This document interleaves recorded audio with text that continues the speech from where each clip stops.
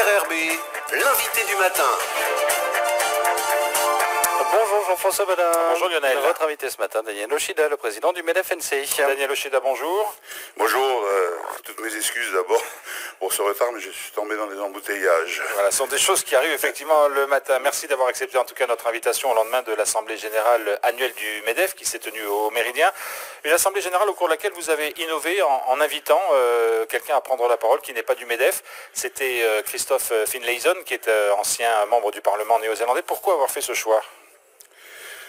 Je crois qu'il était important d'avoir ce genre d'invité, ce genre de personnalité, parce qu'effectivement, comme je le décrivais dans mon rapport moral, la Nouvelle-Calédonie actuelle ressemble étrangement à la Nouvelle-Zélande de 1984, lorsque David Languille a pris le pouvoir et qu'il a réformé la Nouvelle-Zélande. Donc il nous semblait intéressant de faire ce parallèle entre l'état du pays actuel et celui de la Nouvelle-Zélande en 1984, mais les Néo-Zélandais ont eu le courage à cette époque-là de faire les réformes nécessaires, et vous voyez le résultat maintenant en Nouvelle-Zélande. Le message, ça veut dire quoi? Que les réformes nécessaires seront des réformes courageuses et que les politiques doivent s'engager aujourd'hui?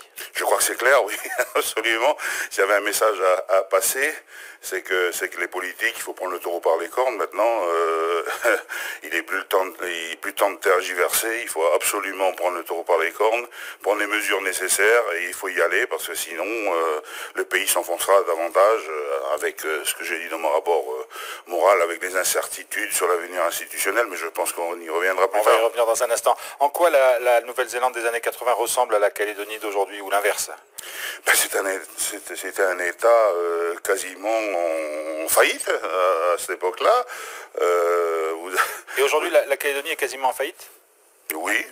Je l'ai dit, et aujourd'hui on ne se rend pas compte parce qu'effectivement il y a des amortisseurs, les amortisseurs que j'ai cités hier, que sont en premier les transferts de l'État. Donc malgré l'état de la Calédonie, les transferts de l'État continuent d'arriver, donc ça peut un peu cacher la misère. Les transferts financiers, hein. Les transferts financiers, bien sûr. Je parle des transferts financiers. Et vous avez surtout une industrie du nickel qui va très mal, et là, les 3 usines métallurgiques perdent de l'argent, et là, les actionnaires ont décidé, avec l'aide de l'État pour la SLN, de financer ces pertes. Donc on a un maintien de l'emploi, malgré ces pertes, donc ce qui fait que ça cache un petit peu l'état un peu de la Nouvelle-Calédonie. Donc c'est une économie en trompe-l'œil. Mais la Calédonie, on y reviendra peut-être aussi, a tous les symptômes d'un État en faillite. Alors vous avez beaucoup insisté dans votre rapport moral sur la nécessité de limiter, de contenir la dépense publique. C'est une première clé, c'est un premier palier pour vous? Écoutez, c'est une obligation. Il y a 6 ans, je crois, ou plus de 6 ans, ou plus de 7 ans, nous faisions un exercice, on n'avait pas beaucoup de chiffres, mais on faisait un exercice au MEDEF où on démontrait aux élus du Congrès que si on continuait sur cette trajectoire de la dépense publique, d'augmentation de la dépense publique, on allait arriver dans un mur. Aujourd'hui, force est de constater qu'on est dans le mur. Donc aujourd'hui, il n'y a pas le choix. Il faut diminuer la dépense publique. C'est le levier, c'est la mesure qui permettra de donner de l'oxygène au pays, parce que la dépense publique est devenue insoutenable. Mais dans le même temps, vous demandez que la dépense publique serve par exemple à financer des grands chantiers comme pour le BTP. Alors, soyons clairs, je suis en train de parler de la dépense de fonctionnement. Effectivement, toutes les économies qui seront faites en dépenses de fonctionnement devront être transférées en investissement de façon à relancer la machine. Parce que vous savez très bien qu'aujourd'hui, et je ne sais pas si on y reviendra, l'investissement privé est quasiment nul, hein, compte tenu du contexte politique actuel. Donc aujourd'hui, il faut absolument que l'investissement public prenne le relais de l'investissement privé, et effectivement, c'est une des propositions, c'est-à-dire que les économies en dépenses de fonctionnement donnent de l'oxygène de façon au pays, de façon à avoir des dépenses en investissement public. Alors parlons-en de la situation politique, parce que vous l'évoquez régulièrement depuis le début de cet entretien. C'est vrai qu'il y a des élections dans un mois provinciales, on sait qu'il y a encore 1 ou 2 et probablement 2 référendums à venir. Il y aura aussi des élections municipales, on va être dans une période très intense. Ça, c'est une inquiétude pour vous, parce que vous pensez qu'aujourd'hui les partis politiques n'ont pas le courage de prendre les initiatives qu'il faut? Mais écoutez, il faut commencer par, quel que soit l'avenir institutionnel du pays, il faut commencer par réduire la dépense publique. Oui, mais quel que soit l'avenir institutionnel, vous savez que tant que c'est pas réglé, les investisseurs ont du mal à venir. J'y viens justement. Ça, c'est la première question. La première mesure à prendre, c'est réduire la dépense publique, quel que soit l'avenir institutionnel. Et ensuite, comme je l'ai dit dans mon rapport moral, effectivement, la tenue d'un deuxième et d'un troisième référendum est de nature à tuer l'investissement privé dans le pays. Or, on sait très bien que durant ces dernières années, ce qui a porté la croissance du pays, ça a bien été l'investissement privé.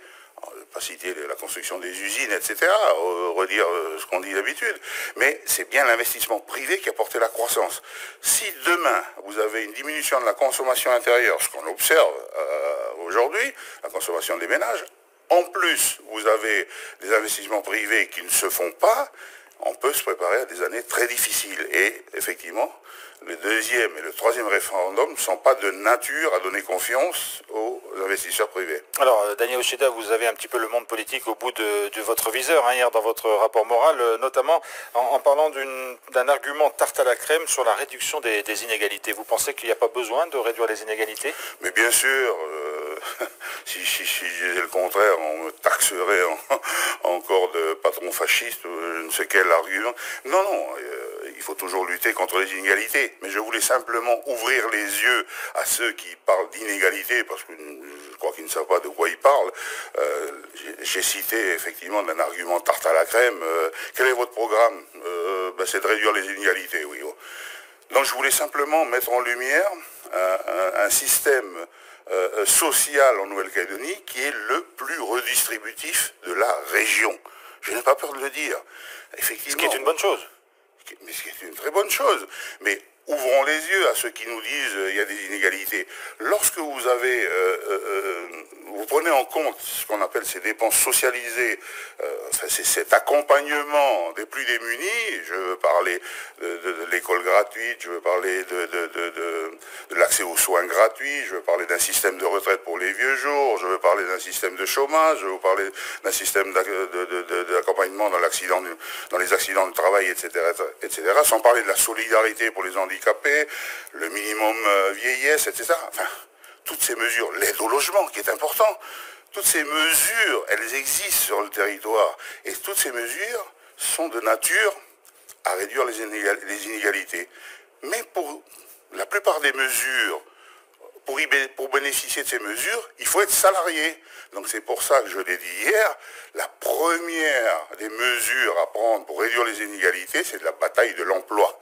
Il faut créer de l'emploi sur le territoire, il faut donner des salaires aux gens de ce territoire, et surtout aux jeunes qui viennent sur le marché du travail. Alors ça, le MEDEF a fait des propositions d'ailleurs de contrats spécifiques pour aider les jeunes à rentrer sur le marché du travail. Tout ça n'a pas été mis en œuvre ou pas suffisamment? Tout à fait, nous avons fait des contrats d'insertion, nous avons proposé, c'est dans les tiroirs. Malheureusement, j'ai l'impression que les politiques n'ont pas pris la mesure de ce genre de problème, et c'est dommage parce que effectivement, il faut donner la chance aux jeunes, et on l'a revu hier, on posait la question justement à Christopher Finlayson, qui nous disait qu'effectivement, en Nouvelle-Zélande, c'était pareil, il y avait une inadéquation réelle entre les jeunes qui sortaient de l'école et les besoins de l'entreprise.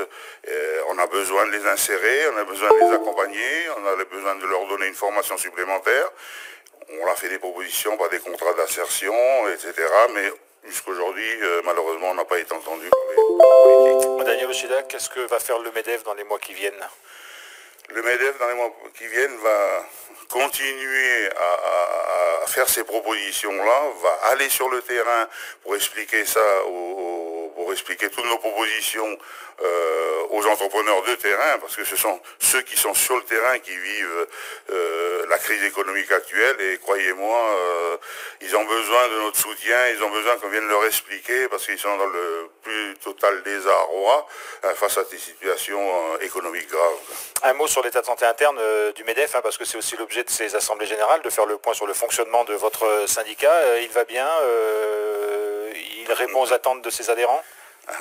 Ouais, écoutez, je ne vais pas vous surprendre en vous disant que oui, effectivement, le MEDEF va très bien, on a de nouveaux adhérents qui ne cessent d'arriver, et je crois que la voix du MEDEF est en train d'être entendue, et elle est portée, et donc nous avons des adhérents qui nous comprennent, qui nous entendent et qui nous rejoignent, parce que effectivement, nous vivons la réalité de terrain, et nous ne sommes pas politiques et nous ne cherchons pas à cacher les choses comme certains le voudraient. Bon, dans le but électoraliste, je suppose, hein, dans un but électoraliste. Nous sommes des gens de terrain, nous vivons et nous avons des propositions concrètes à faire aux politiques. Est-ce qu'on vous entendra encore d'ici le 12 mai ou est-ce qu'on vous entendra après le 12 mai? Écoutez, si je reviens sur la mesure phare de la dépense, de la diminution de la dépense publique, je crois qu'on nous entende ou qu'on nous entende pas, ça sera un exercice obligé. Daniel Echeda, merci d'avoir été avec nous ce matin. Mais je vous remercie.